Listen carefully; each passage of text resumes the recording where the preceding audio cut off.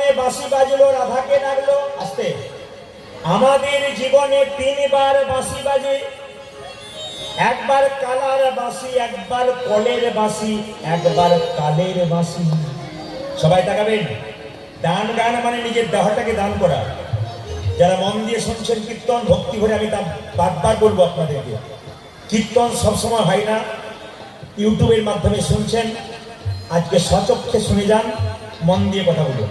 কি আমাদের জীবনে তিনবার বাঁশি বাজে। একটা কালার বাঁশি, একটা কলের বাঁশি, একটা কালের বাঁশি। মায়েরা, আপনাদের নদীয়া এলাকাতে কলিয়ারি নেই, মানে কয়লার খনি নেই, কিন্তু আমাদের বাচ্চা সত্য কথা বলুন, কিন্তু আমাদের ওইদিকে কয়লার খনি আছে। যারা কলিয়ারিতে চাকরি করে, সেই লোকটা দুপুরবেলা একবার কোয়ার্টারে খেতে আসে।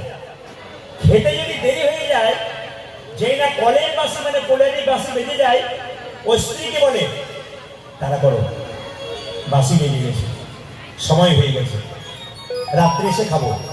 এই যতটুকু খেতে পারলাম না, আর পারলাম না। বাচ্চা সেটা করে চেপেছিল, সারাদিন বাবা করে চাপতে পারি না।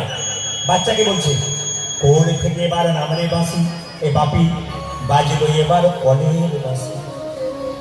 আর যদি কারো জীবনে কালার বাঁশি বাজে, কৃষ্ণের বাঁশি, এইদিকে এই যারা যারা কৃষ্ণ ভক্ত হয়েছেন, এখানে প্রমাণ হয়ে যাবে হরিবাসরে কারা কৃষ্ণ ভক্ত।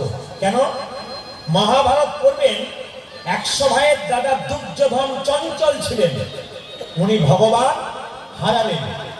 আর পঞ্চপাণ্ডবের দাদা যুধিষ্ঠির স্থির ব্যক্তি ছিলেন, উনি ভগবান পেলেন। এখানে প্রমাণ হয়ে যাবে কারা দুর্যোধনের দলের লোক আর কারা যুধিষ্ঠির।